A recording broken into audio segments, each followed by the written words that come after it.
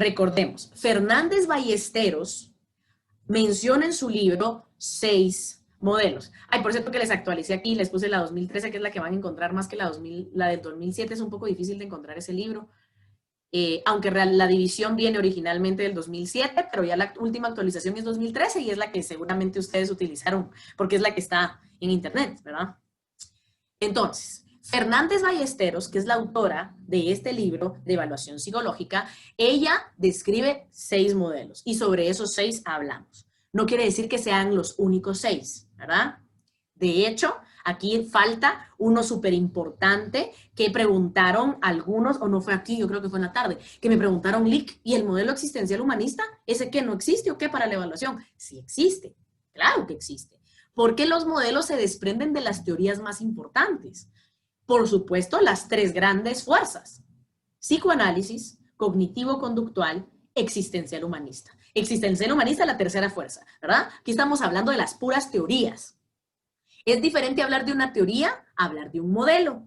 El modelo es cuando yo ya lo he hecho andar. La teoría es lo que le da sustento, ¿sí? Es de donde el modelo toma primicias para poder hacer lo que hace el modelo. Aplicar las técnicas que aplica el modelo. Las aplica desde determinadas teorías. Entonces, las 3 grandes, obviamente, que tienen su modelo. Y entonces hablábamos de algo importante, que yo les quiero aclarar esa parte para que no se vayan a hacer bolas. Como cuando estamos trabajando en la clínica, nosotros tenemos 3 principales momentos: la evaluación, el diagnóstico y el tratamiento. Los modelos entran en toda esa línea, pero es diferente que yo entienda el modelo de evaluación a que yo vea el modelo diagnóstico y que yo vea el modelo de tratamiento, ¿sí? Cuando yo ya estoy en la fase de tratamiento, a eso se le llama modelo de intervención, ¿sí? Y vienen de lo mismo. Lo que van a cambiar son las técnicas, pero vienen de lo mismo. O sea, yo voy a poder ver, no todos, por supuesto, ¿verdad? Porque el de atributos no entra como modelo de intervención. Este es exclusivamente un modelo de evaluación, porque no puedo echar mano de estas cosas para tratar, para hacer psicoterapia. En cambio, sí puedo hacer tratamiento desde lo médico. ¿Cuál sería el tratamiento médico? El farmacológico, ¿verdad? La medicina. Sí puedo hacer tratamientos conductuales, sí puedo hacer tratamientos psicodinámicos, sí puedo hacer tratamientos cognitivos y tratamientos construccionistas, ¿verdad? Sí los hay. Y el famoso tratamiento existencial humanista, que por ahí hablaban de la famosa logoterapia, que la conocen, que han escuchado a Víctor Frankl. Ese es uno de todos los exponentes del existencial humanista. Pero ahí estamos hablando de intervención y eso es lo que confunde. Entonces ustedes no se vayan para adelante. No estamos hablando de modelos de intervención, sino que estamos en esta primera fase, en esta primera región, en este primer momento de evaluar. Entonces, cuando hablamos de evaluar, Fernández Ballesteros nos habla de estos. Ella no considera el existencial humanista en su libro. No quiere decir que yo no puedo evaluar desde lo existencial humanista. Por supuesto que puedo, ¿sí? Nosotros en Fernández Ballesteros hablamos de estos 6, ¿ok? Y yo les agregué aquí el existencial humanista para que no tuvieran dudas. Porque nos va a servir ya cuando vayamos a unir luego de nuestro examen esto de evaluación con tratamiento y entender cómo se unen los modelos, cómo todo tiene que ver con todo y cómo entonces yo voy a tratar de mantener dentro de mi línea de historia clínica con ese paciente el modelo que mejor me funcione. Entonces yo evalúo desde la evaluación, como les decía, tomo los preceptos y las herramientas de evaluación, a más modelos involucre, más completa mi visión del cuadro. Pero a la hora de hacer la historia clínica, yo voy a escoger uno para explicar, ¿verdad? Y sobre ese uno voy a hacer mi tratamiento, que es el que yo ya valoré que le funciona mejor al paciente en ese caso. Yo tengo un paciente que es, por ejemplo, un paciente psicótico.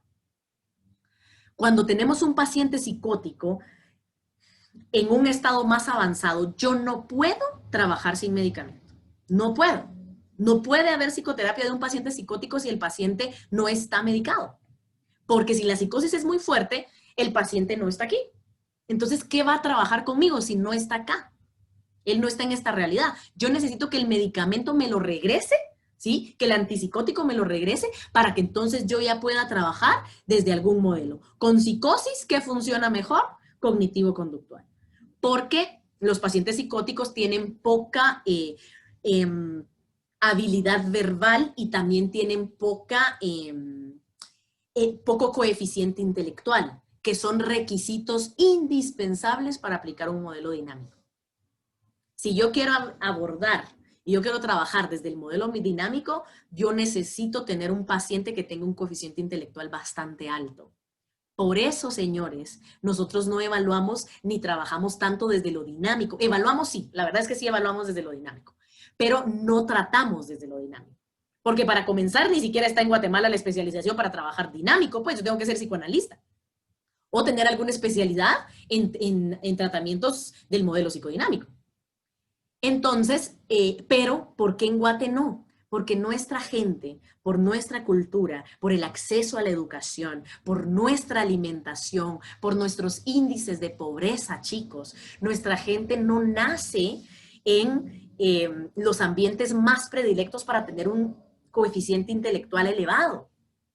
Poca gente. Ustedes, chicos, que tienen coeficiente intelectual alto porque están estudiando en la universidad, son una minoría. ¡Ay, Dios! No somos nada en comparación a los millones de habitantes que tiene Guatemala. Y nuestra gente, chicos, viene de situaciones bien jodidas. Nuestra gente no tiene ni qué comer. Madres embarazadas, vean esta situación del COVID, imagínense los chicos que vienen en camino, cómo se están formando esos sistemas nerviosos, de las mujeres que están embarazadas y hoy no tienen nada que comer, no tienen cuidados prenatales, nada. Entonces los coeficientes intelectuales de muchísimos de nuestros guatemaltecos son medios bajos. Y entonces, quererle entrar a un dinámico, la persona no, o sea, no voy a conseguir los resultados, la persona no va a avanzar en el tratamiento. Pero aquí ya estamos hablando de tratamiento, ¿sí? Dentro de evaluación, sí, porque yo tomo todas las teorías de Freud, todas las teorías de Anna Freud, todas las teorías de Melanie Klein, para yo poder entender esa dinámica de todo lo inconsciente. Ajá, ahí sí lo utilizo yo, terapeuta, yo que estudié en la universidad y tengo todos mis requisitos ahí, nice, y me preparé, yo que estoy aquí estudiando, ¿sí? Puedo usarlo para mí, para mi comprensión, para mi mapa, ¿sí? Y si yo me especializo, puedo trabajar desde el dinámico con cierto tipo de pacientes, porque no les voy a decir que en Guatemala no hay gente que pueda ser dinámico, sí hay, pero les digo, son contados con los deditos. Y hay muchas personas que pueden hacer psicoanálisis, pero ¿qué personas? Recuérdense que el modelo psicoanalítico, la terapia de un psicoanálisis es carísima. Una sesión de psicoanálisis puede costar entre 800 y 850 quetzales la sesión. Echen pluma. ¿Cuántas personas de este país tienen para pagar una sesión semanal de 800 quetzales? Por eso es que hay muy pocos. Pero por supuesto que sí hay personas en Guatemala. Recuérdense nuestras distancias en el tema económico, ¿verdad? Y la diferencia social que existe. Olvídense, ¿verdad?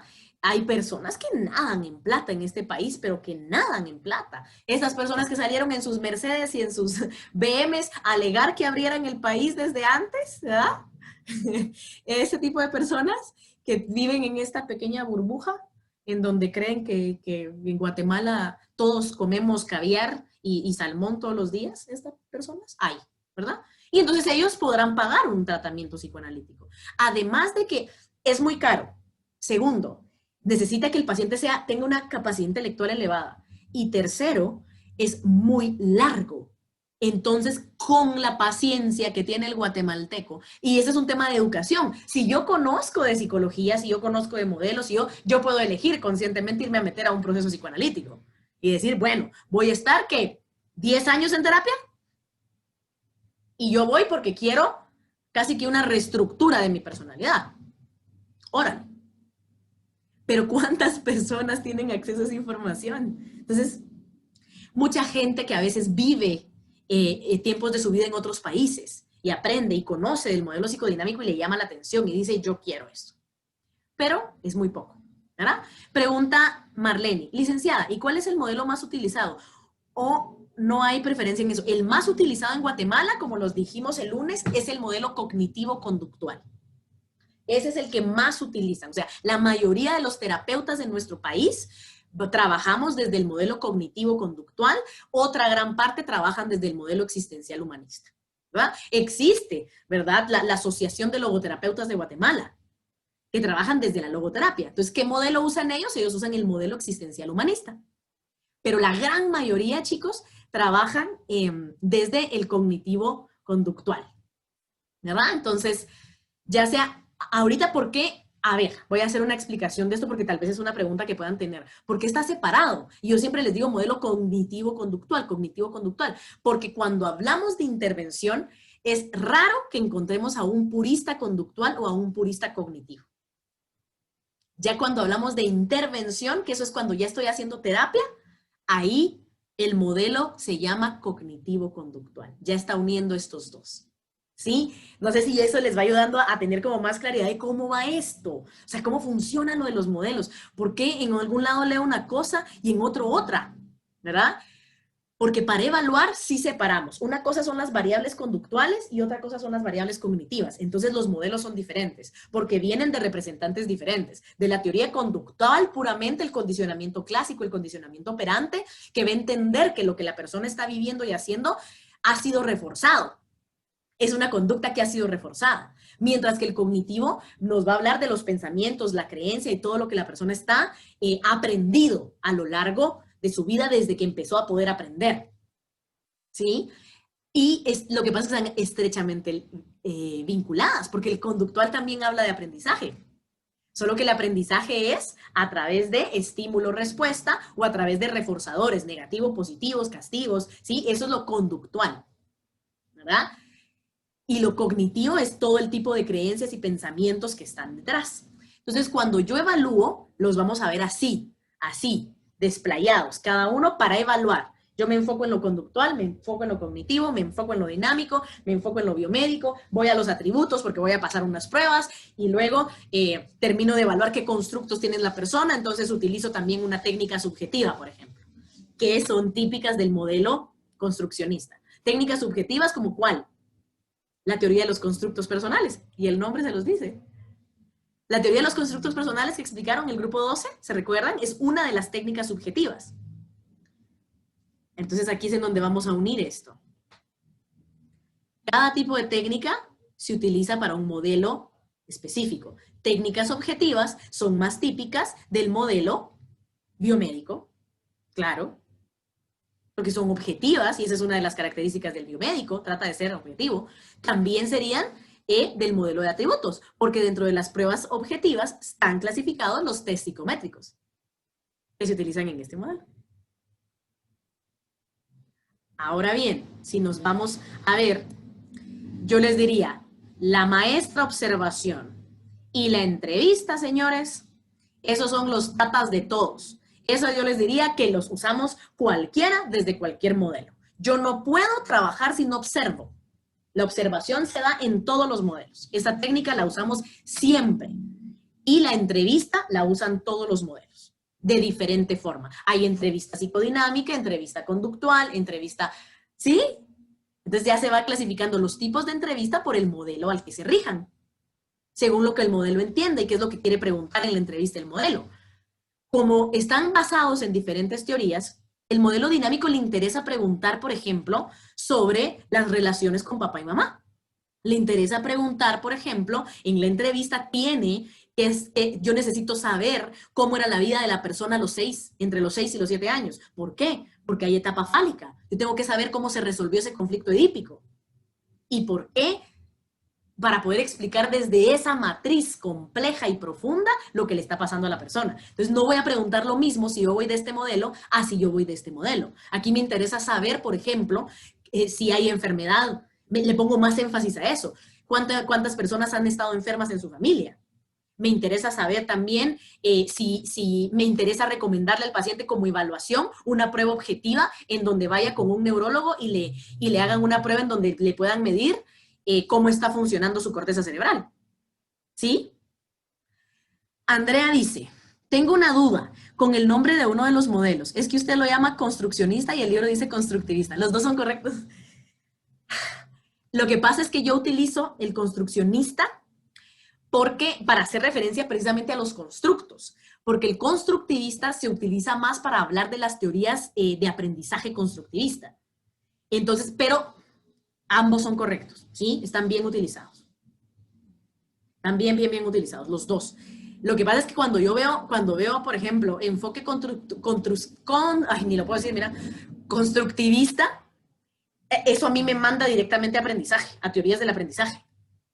Entonces, me quedo pensando, sí, pues el modelo de aprendizaje constructivista, mientras que construccionista hace más referencia un poco al modelo como tal. Por eso es que yo tiendo a usar ese. ¿Verdad? Bien, pero ambos son correctos, por supuesto, hacen referencia a lo mismo. Sí, preciosa. Sí. Pero de preferencia construccionista, para diferenciarlo del de la teoría de aprendizaje. Bien.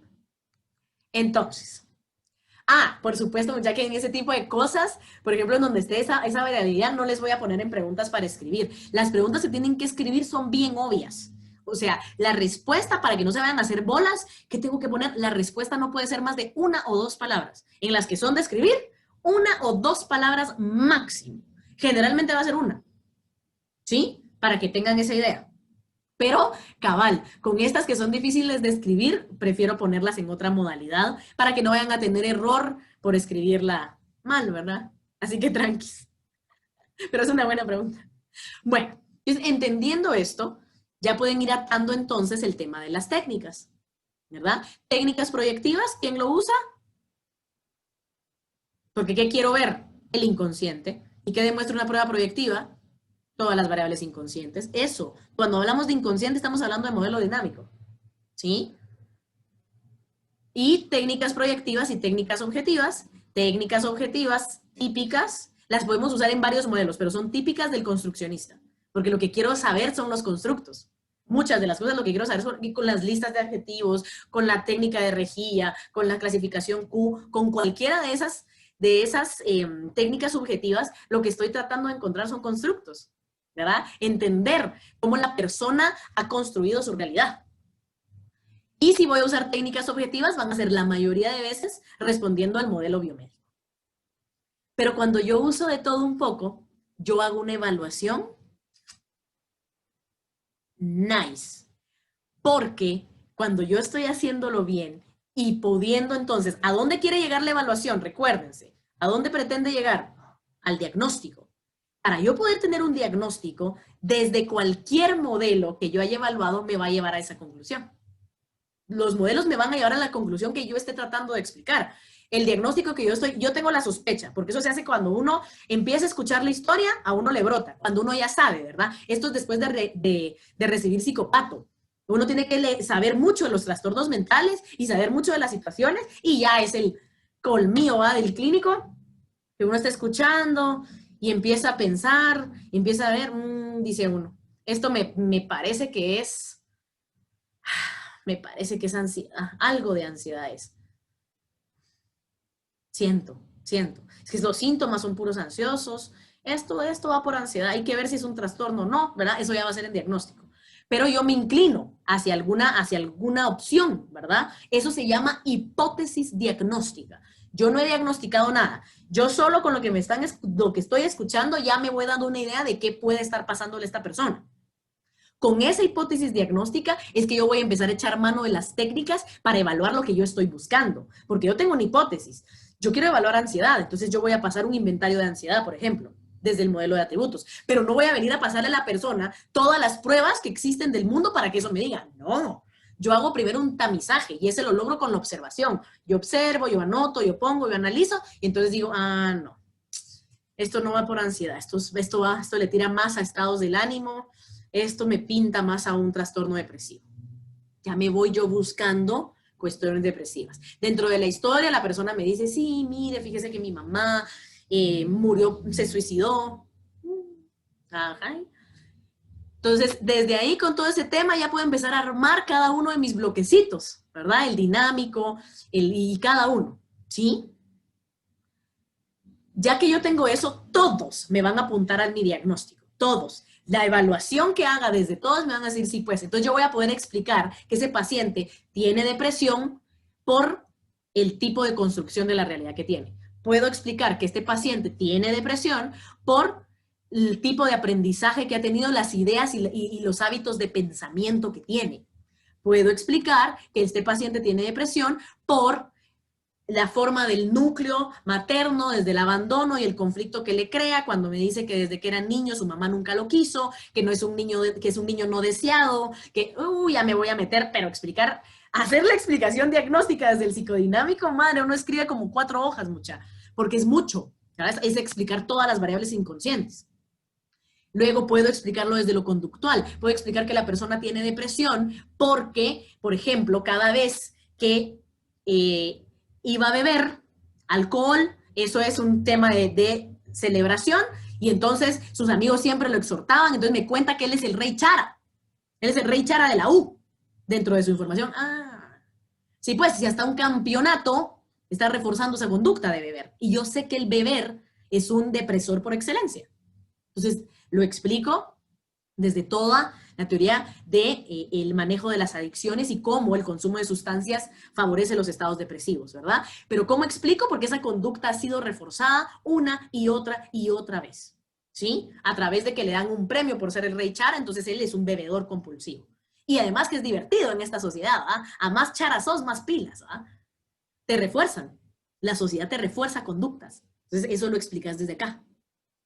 Puedo explicar desde el modelo biomédico, ¿verdad? Porque entonces de repente también me dice esa persona en ese caso, ojo, quiero explicar algo, no siempre tenemos que explicarlo de todos los modelos, tranquilos. Si yo lo hago, yo me cercioro para mí conmigo que esta persona está pasando depresión. ¿Cómo explico la depresión? Yo sé que es una baja de dopamina, ¿verdad? Por ejemplo, ¿cómo lo podría confirmar? Yo llamando con un neurólogo para que le haga una prueba, ¿verdad? De bioquímica y de cuánto neurotransmisor está produciendo la persona. ¿Sí? Bien. Y la prueba de atributos, ¿verdad? Yo evalúo. Todo lo que yo he visto lo evalúo con alguna prueba psicométrica que me va a dar un dato, me va a dar un número. Depresión mayor. Bueno. Depresión avanzada. Depresión leve. ¿Sí? Entonces ya me da la prueba. Y la prueba solo me termina entonces de encerrar en donde yo empecé a hacer esto, a llevarme a la evaluación que yo tengo tan amplia, me lleva ese diagnóstico y mi prueba desde el modelo de atributos me lo confirma. Pero yo ya lo sabía, ¿sí? No sé si ahora se entiende mejor cómo se usan los modelos, chicos, para evaluar. Ahora dice la pregunta. Dice Aimee, si viene un paciente al que ya le hicieron una evaluación antes, ¿yo se la vuelvo a hacer o me baso en lo que ya evaluaron? Se la vuelvo a hacer a Aimee, pero yo solicito la evaluación anterior, la necesito. ¿Por qué? ¿Por qué la vuelvo a hacer, Aimee? Porque este paciente que está llegando hoy conmigo no es el mismo de hace un año en el que le dieron su diagnóstico y su evaluación, ¿sí? Sí, a ver, pero voy a explicar algo. Si yo trabajo, por ejemplo, a mí me toca trabajar estoy en una asociación, ¿verdad? Estoy en un complejo de clínicas. Es un centro de evaluación y tratamiento psicológico, ¿verdad? Yo trabajo en ese centro. Entonces, hay un bloque de mis colegas que se dedican a evaluar y yo me dedico nada más al tratamiento. Si yo estoy en esa situación, Jaime, y a mí lo que me gusta es hacer la psicoterapia, porque a mí lo que me gusta ya es intervenir. A mí no me gusta tanto evaluar. Ay, que evalúen aquellos.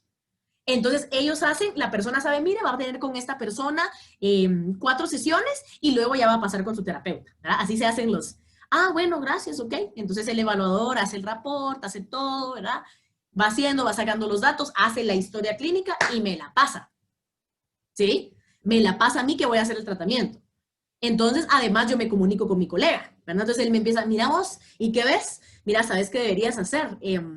Pásale esto, yo sospecho. Discusión de casos, ¿verdad? Discutimos el caso, pero yo ya solo, ahí sí no vuelvo a evaluar, Aime, porque yo sé que una persona que estábamos trabajando en equipo evaluó primero, ¿sí? En esa circunstancia no, pero si a mí me viene una persona en la clínica privada de cero y me dice, mire, fíjese que yo le traigo, aquí está mi informe que me hicieron en el IX, y mire, dice que tengo trastorno bipolar. Entonces yo, bueno, ¿verdad? Va, ok, se lo recibo, muchísimas gracias. Es más, si me dice lo que hemos hablado en otros momentos, que ya fue evaluado por psiquiatra, yo me comunico. Entonces, si el paciente no trae su informe, que eso va a ser bien raro, mucha, que lleven su informe. Ellos solo le van a encontrar a uno que ya fueron. Entonces uno tiene que, eso es parte de la entrevista, tiene que ver, escudriñar ahí un poquito para poder entender quién lo evaluó, dónde lo evaluaron, y yo le pregunto, así, claro y pelado, ¿tiene usted por ahí el contacto de su psiquiatra? Sí, licenciada, se lo doy, por favor, y que me dé el número, porque yo llamo al psiquiatra, ¿verdad? Mire, ¿qué tal? Si lo conozco, más fácil. ¿Qué onda vos? Me llegó uno de tus pacientes, me hubieras dicho que me lo ibas a mandar. Ay, vos, discúlpame, se me olvidó. Si yo lo conozco, fácil. Si no lo conozco, buenas tardes, doctor. A veces los psiquiatras tienen sus asistentes, ¿verdad, mucha? El psiquiatra tiene sus asistentes, entonces, buenas, le saludo a la licenciada Natalie Molina y yo quisiera platicar con el doctor Acevedo sobre un caso. ¿En qué momento podría yo comunicarme con él? Permítame un momento, voy a ver si está desocupado. Ahorita le transfiero la llamada. ¿Aló? Hola, doctor, mucho gusto, soy fulanita de tal. ¿Cómo le va? Le cuento que me llega una paciente que ha tenido un trabajo terapéutico con usted. No sé cómo está de tiempo, si ahora usted podría atenderme para que me pudiera platicar un poco del caso y qué ha hecho usted hasta ahora. Entonces, me dirá, sí, sí, licenciada, claro. Dígame quién es. Menganito Sutanito, permítame. Ellos tienen sus datos, ¿verdad? Ellos tienen sus bases de datos, igual nosotros, ¿verdad? Tenemos que tener las nuestras, porque también los psiquiatras nos llaman a veces a nosotros. Mira, me está llegando un paciente, pero fíjate que me está reaccionando muy mal al medicamento, necesito que me eches la pala porque el medicamento no le va a funcionar, pero no le quiero decir eso para que, ¿ne? O sea, nosotros nos comunicamos, chicos, entre profesionales, somos un equipo. Bien, entonces dice, bueno, respondiendo a la pregunta de Aime, ¿verdad? Si ya lo evaluaron, bla, bla. Walda, disculpe, dijo que las técnicas subjetivas las utilizamos en el modelo conductual. No, mi amor, las subjetivas en el construccionista. Construccionista. Porque es de constructos, Walda. ¿Sí? Las pruebas subjetivas evalúan los constructos personales, sociales. Y de eso se trata el modelo construccionista. Marlene, Lick, la formulación de los modelos, ¿cuál es el rol de ellos? Wow, ¿cómo así, Marlene? No sé si tal vez ya te respondí. Ahí me explicas porque esas no te entendía a qué te referías con eso de formulación de ellos. El rol de ellos, ¿cómo así? Mirna, ¿en qué efecto y qué efecto tienen los pacientes el cambiar de terapeuta? Mira, es más difícil, ¿verdad? Yo te diría que depende de la persona y te lo van a explicar desde diferentes, porque a veces puede ser positivo y a veces puede ser negativo. Cuando es en un centro integrado y todos trabajamos nítido, es un buen centro, así un buen centro. El que hizo la evaluación es excelente evaluador y es excelente psicólogo y el terapeuta tiene una capacidad para hacer terapia impresionante. Todos son buenísimos. Entonces, ¿qué sucede? Tiene un efecto positivo porque entonces el paciente, recuérdense que cuando el paciente llega con un terapeuta, muchas veces, chicos, ustedes se van a convertir en la única persona en la vida del paciente que lo respeta. La única.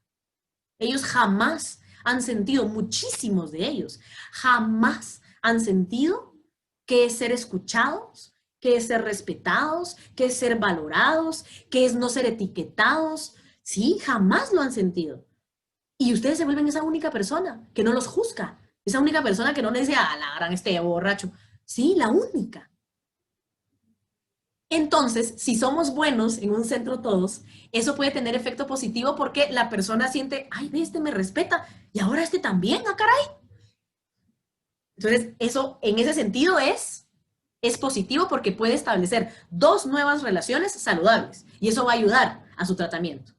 Pero se puede volver complicado porque el traspaso, o sea, cuando yo ya desarrollé el rapport, o sea, me toca volver a hacerlo con uno nuevo. Entonces, eso puede complicarle a algunos, ¿verdad? Puede ser complicado en algunas situaciones.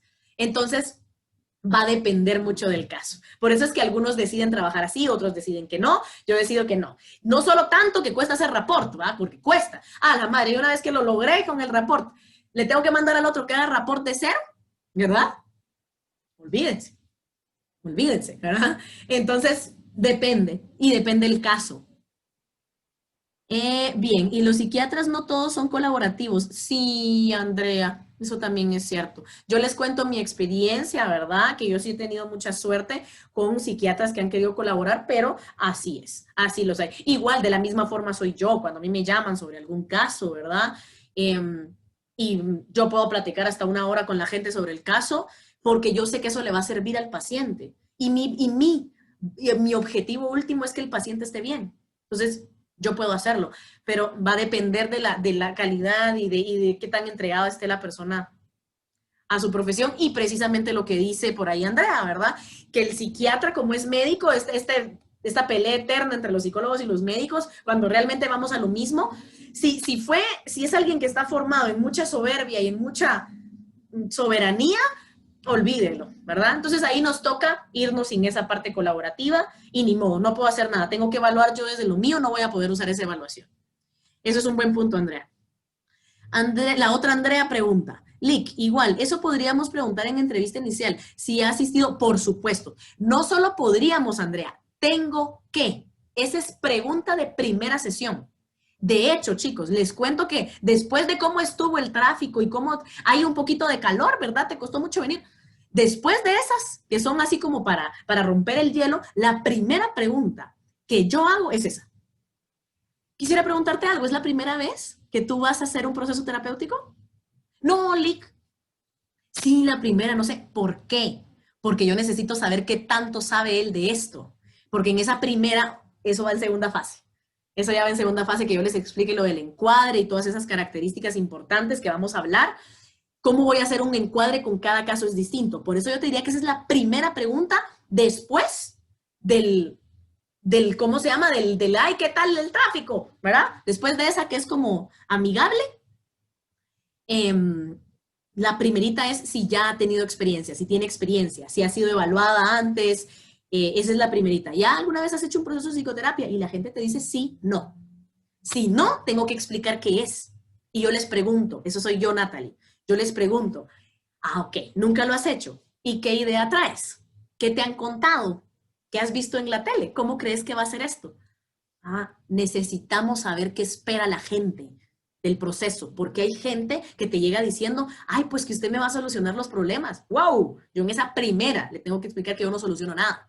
Yo acompaño a que él lo solucione. ¿Sí? Hay gente que le dice, ay, pues mire, yo he escuchado que lo que hacen ustedes es como brujería.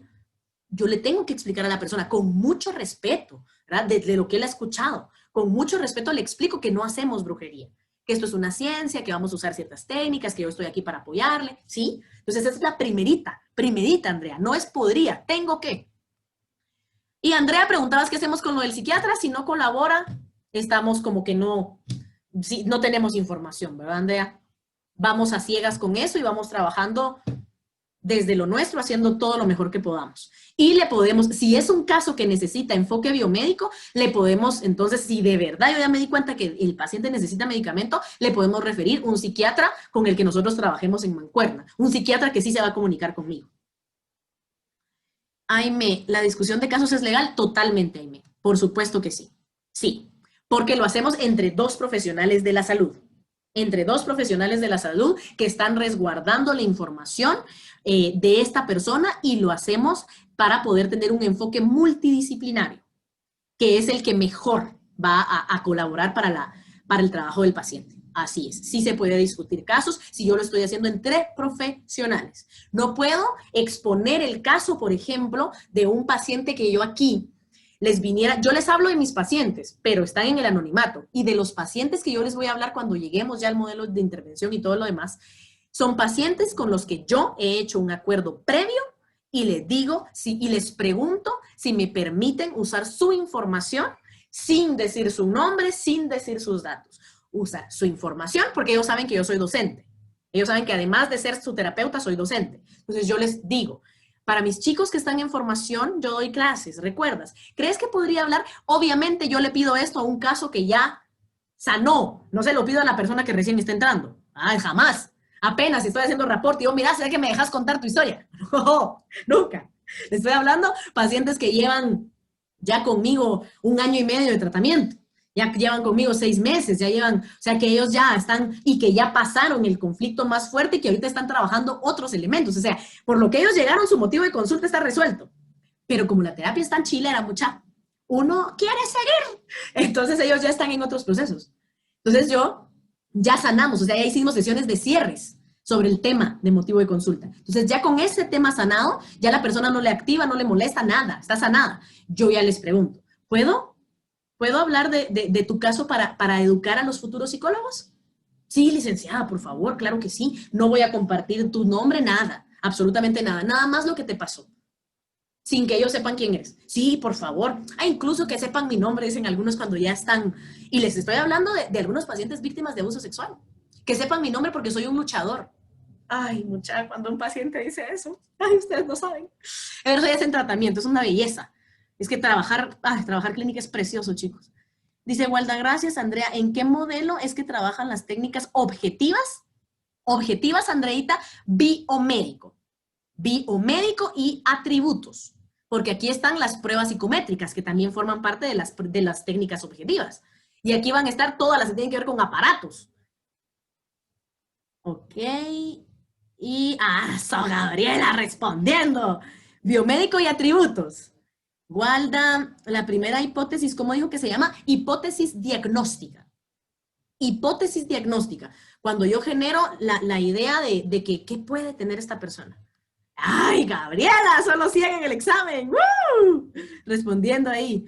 Y Andrea dice, eso está en los formularios antes de entrar a la consulta. Por lo regular ahí está formulada la pregunta si ya visitó antes un terapeuta. Así es, esos formularios que ya están hechos, es que recuérdense que cada quien trabaja diferente. Si yo trabajo en mi clínica privada, yo puedo ponerle, pero si yo trabajo para una institución, es lo que está contando aquí Andrea. A veces la institución ya tiene un formulario, un primer formulario, ¿verdad? Que se le entrega a la gente. Que lo hacen así como, a veces no sé si han ido al dentista, es más común con otras áreas de la salud. Dice, por favor, llena este formulario, ahorita lo van a llamar. Y uno llena.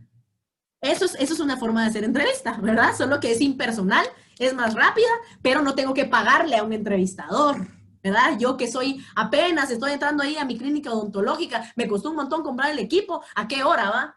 Yo me encargo de tratar a las personas y esa parte pues que se vaya ahí. Ellos no necesitan un desglose como el nuestro. Entonces es más fácil que tengan uno de esos, ¿verdad? Y en donde se atienden a pacientes por granel, ¿verdad? Como los hospitales, todos esos tipos de ambientes, ahí usan bastante formularios, porque es más fácil procesar la información de esa manera. No da tiempo de hacer una entrevista del todo, ¿verdad? Por lo menos esos datos, lo que consideran que se puede sacar y que no les va a sacar relevancia, lo sacan de una vez y ya con el formulario el entrevistador va, lo que le llama la atención, el entrevistador dice, aquí dice que usted fue hospitalizado 4 veces, ¿me podría contar más? Entonces el formulario también es súper útil. En clínica privada también lo usan.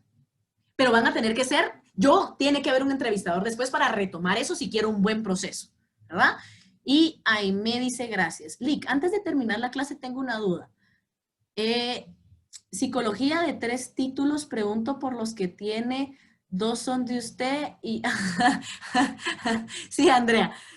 El de en medio, es que aquí están en la clínica, muchachos. Les cuento que aquí están ustedes recién en clases en la clínica. El de en medio es el grande, ¿verdad? El oficial, el de la licenciatura. El de lado es mi especialización en clínica, en psicología clínica. Y el del otro lado es mi especialización en neuropsicología. Por eso son 3. Bien, eso era una pregunta ahí personal. Y ahí me dice, licenciada, respecto a la ética, ¿el psicólogo puede hablar de los casos mientras no diga su nombre? Hay que tener los títulos en la clínica. No necesariamente, Aime, no necesariamente. Yo lo considero importante porque le da seguridad a la persona. Porque acuérdense lo difícil que es ir con el psicólogo y aparte que me vaya a atender ahí uno que al rato solo puso su rotulito allá afuera de su garage diciendo que es psicólogo. Le da seguridad. Cuando el paciente los ve, dice, bueno. ¿Ya? Eso nos pasa mucho a los guatemaltecos y sobre todo, como no sabemos qué tipo de paciente vamos a tener, hay pacientes que han tenido malas experiencias. Entonces, lo último que quiere es volver a tener una mala experiencia. Entonces, cuando mira el paciente los títulos, dice, bueno, estoy con un profesional. No lo mencionan, ¿verdad? No dicen, algunos sí. Hola, Lick, wow, va, dicen algunos. Es que ahí son rasgos de personalidad. Pero es más útil para darle seguridad a la persona.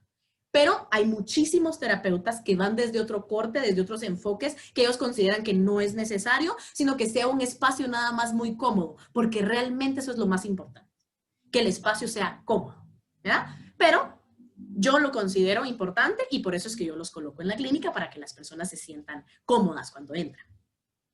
Entonces, a ver, yo creo que te respondí, Aimé, ¿verdad? Creo que sí te respondí a esa pregunta de si podemos hablar mientras no digamos el nombre. ¿Con la autorización del paciente? Sí. Sin la autorización del paciente, no. ¿Para qué, chicos? Si estoy en docencia, o sea, la intención de utilizar su información es positiva, porque es educar a los futuros psicólogos. Entonces, con eso yo le aclaro al paciente y le digo que con esas como características yo voy a compartir su información. Lick.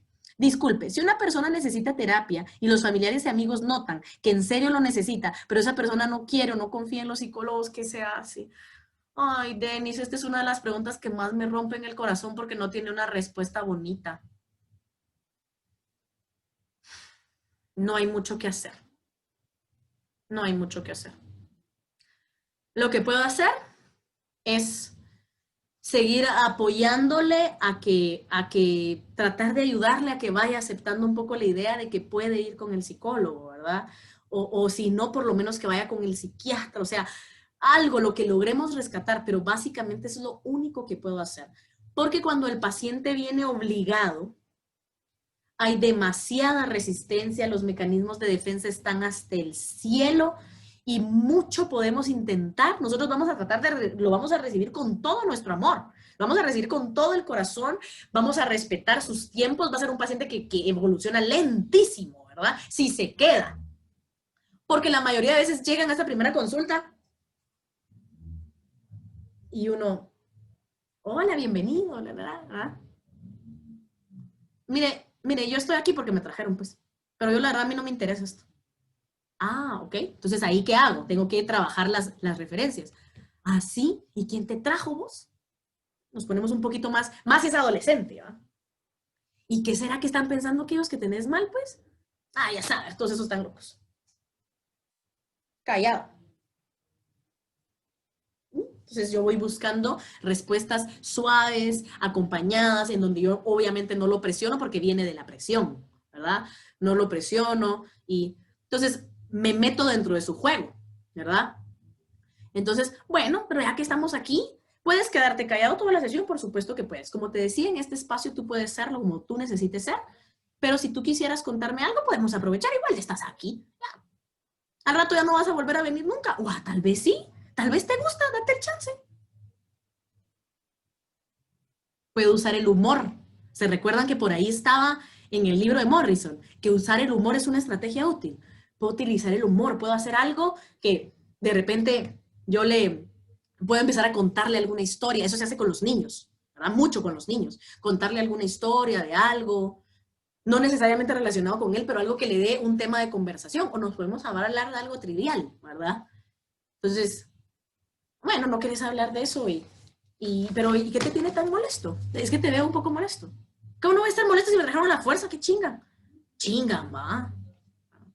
Y uso sus mismas palabras en ese momento.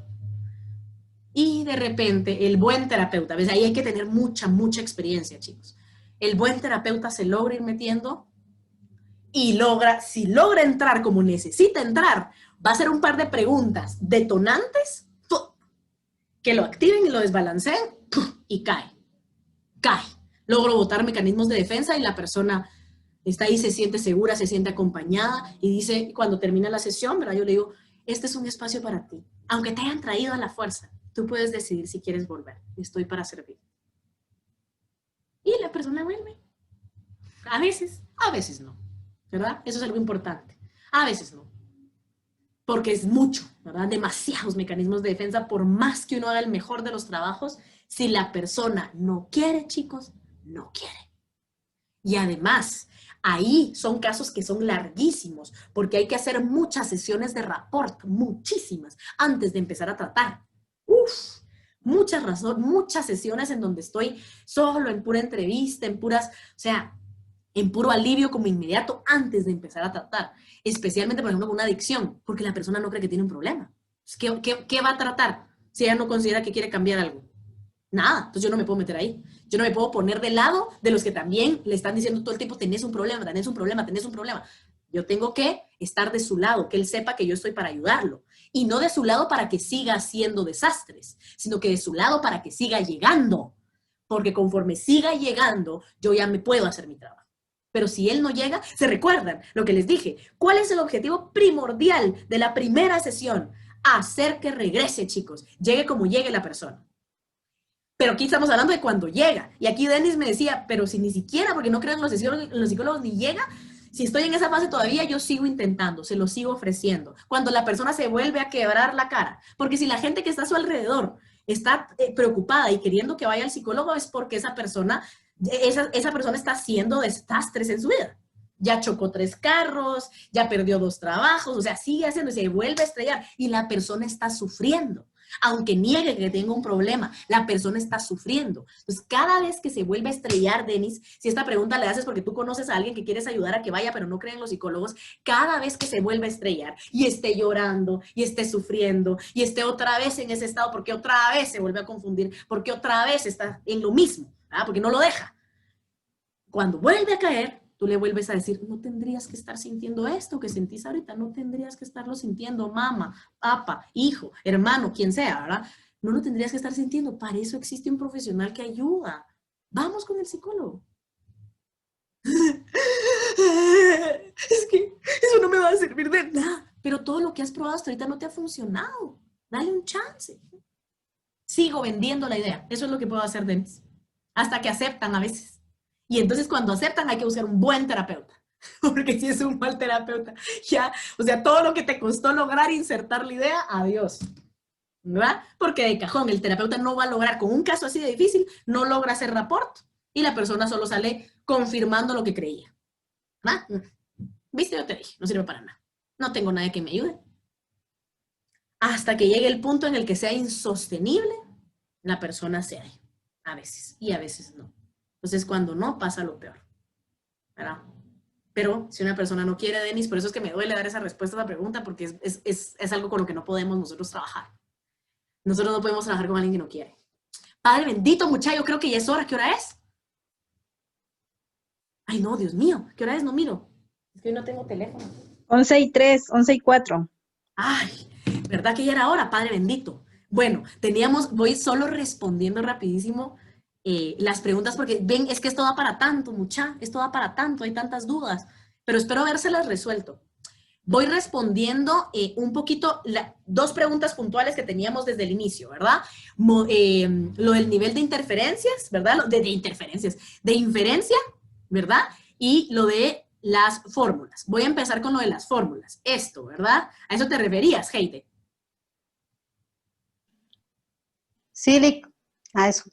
Va.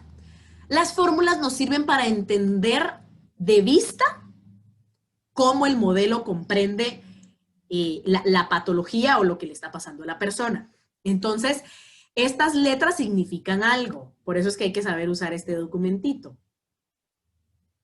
Chan, chan. Elementos de la formulación teórica. C significa conducta o comportamiento. R, respuestas. P, variables psicológicas del individuo personales o variables organicistas. Vamos a empezar. Y la F significa en función de. ¿Sí? Entonces, vamos a hacerlo con el primero. Solo les voy a explicar uno y ya luego ustedes van haciéndolo solitos.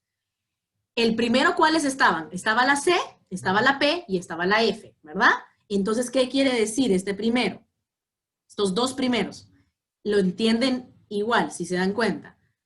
La conducta o el comportamiento es igual o está en función de variables personales psicológicas.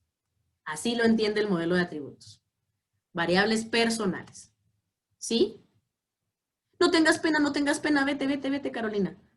Que ya deberíamos haber terminado, pero venos aquí que hay tanto que hablar. ¿Sí? La conducta está en función de las variables psicológicas del individuo o variables personales. ¿Sí? Lo mismo el dinámico, ¿verdad? Vamos a ver uno diferente.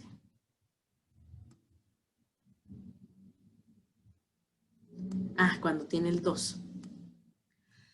A ver, veamos este, ¿verdad? Vean este, en función de variables orgánicas o en función de variables personales. El 2 significa que puede ser de las 2 formas, o sea que lo ve entendido tanto desde lo orgánico como desde lo personal, ¿sí? O lo intrapsíquico, como dice aquí, ¿verdad?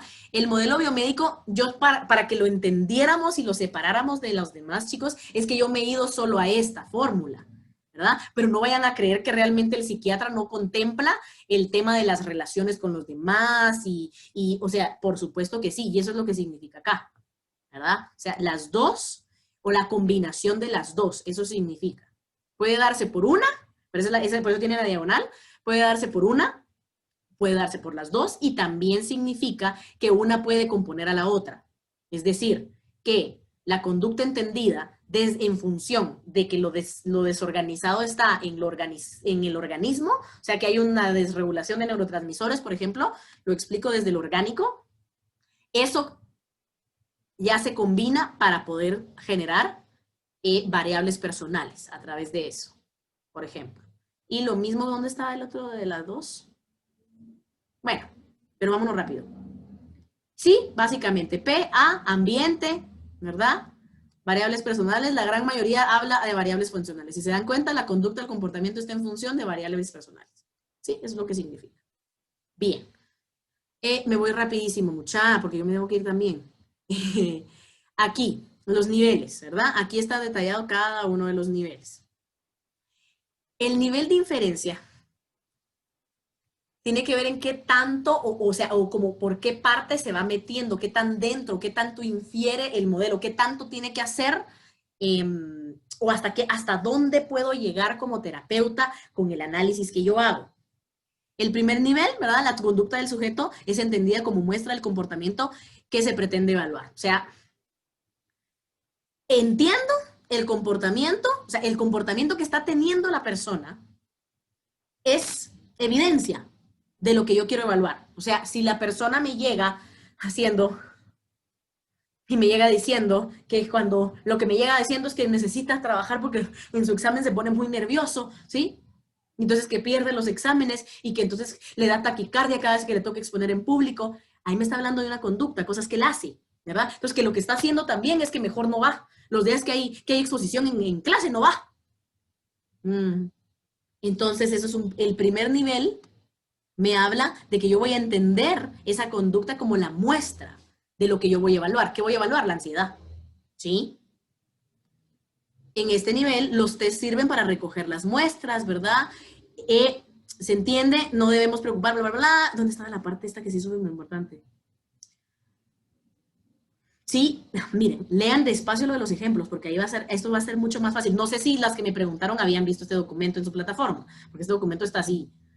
Sí, vean el ejemplo que tiene aquí. Si a lo largo de 15 días se registra que un niño moja la cama todas las noches, concluiremos que esa es la ocurrencia habitual de esa conducta. Estaremos utilizando el nivel 1 de interés, ¿sí? Entonces, que el niño moja la cama y como todo el tiempo va pasando, eso es lo que vamos a ir evaluando, ¿sí? Vamos a evaluar ¿qué es lo que voy a evaluar? Una neuresis, ¿verdad? Eso yo lo sé porque así se llama, porque yo ya tengo el conocimiento. Pero la conducta me va a llevar hacia lo que yo quiero evaluar. O sea, ese primer nivel me hace saber que lo que la persona está haciendo es la punta del iceberg que me va a orientar hacia lo que yo tengo que entrar después, que va a ser qué está motivando esa conducta, desde dónde. Entonces ahí, por eso es que casi todos tienen primer y segundo nivel, porque en el segundo nivel apoya un supuesto de relación o correlato el evaluador pudiera asociar con otras conductas. Entonces, un segundo nivel es lo que yo les estaba diciendo. Por ejemplo, yo ya puedo asociar todas las conductas, por ejemplo, voy con el ejemplo del paciente depresivo. El paciente depresivo ya me contó que no se baña, que tiene 2 semanas de no bañarse y que no quiere. Es la primera vez que sale de su casa. Ahí estoy viendo conducta que me está llevando hacia depresión. Pero además, aquí yo puedo relacionar un correlato con otras conductas en donde él me cuenta el tema de que consumen sustancias. ¿Sí? Parece que una cosa no está relacionada con la otra. Claro que está relacionada. Pero entonces, ¿yo cómo puedo llegar a ese segundo nivel con los conocimientos que yo tengo? Yo sé que el consumo de sustancias hace que se aumente la depresión. Entonces, yo ya correlaciono esto, ese tipo de conducta, con esta otra, que vienen de diferentes momentos, de diferentes cosas. Eso es un segundo nivel. ¿Sí? Vamos entonces, tercer nivel. A ver, entonces, ¿dónde es que está la definición de este?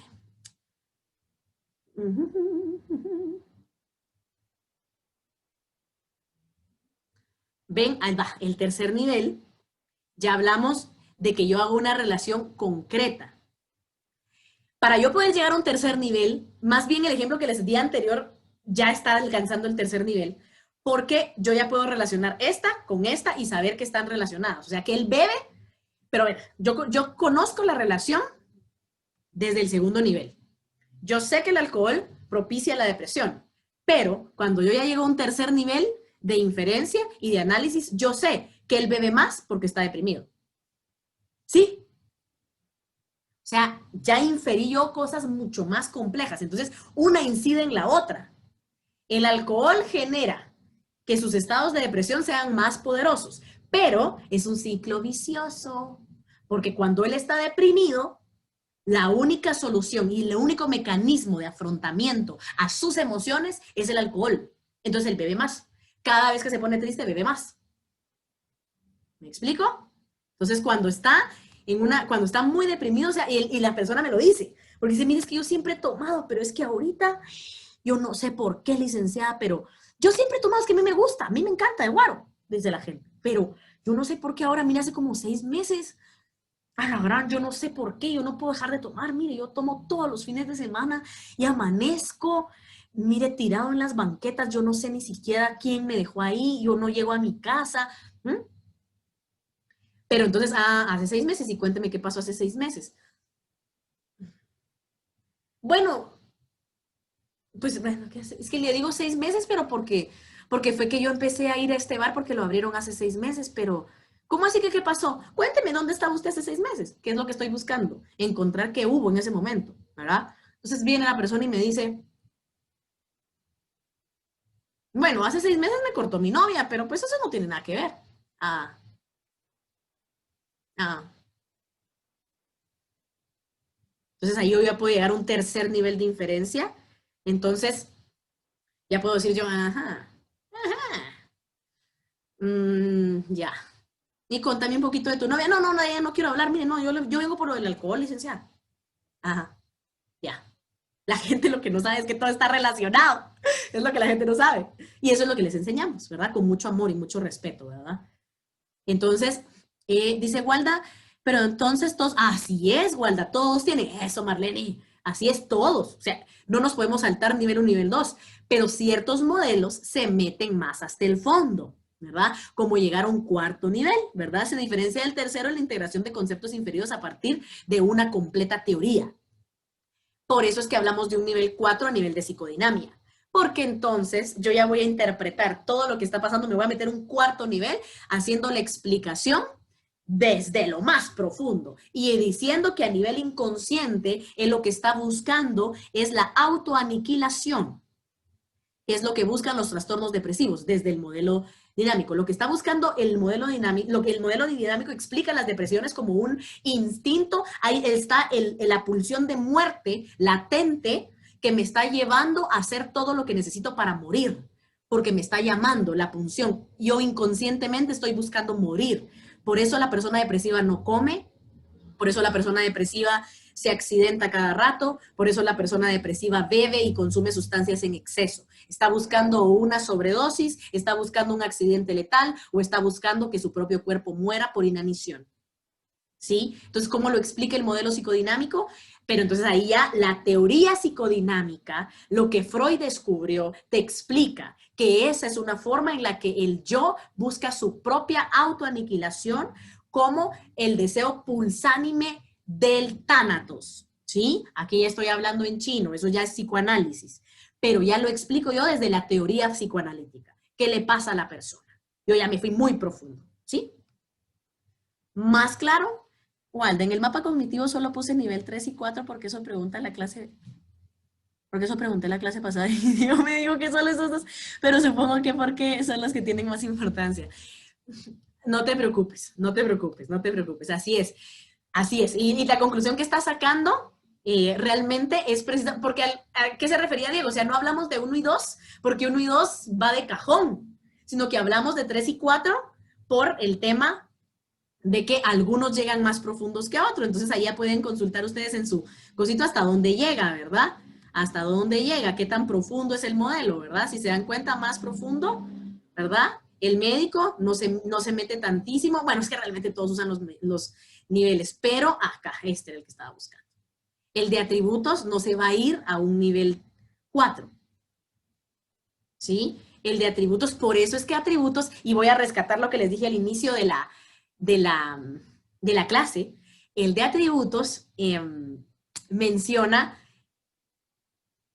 yo les mencioné que solo se utiliza en evaluación, ¿verdad? El nivel 4 lo usan los modelos que ya tienen todo el tema de intervención también. Atributos no interviene, atributos solo evalúa. Por eso se queda hasta nivel 3.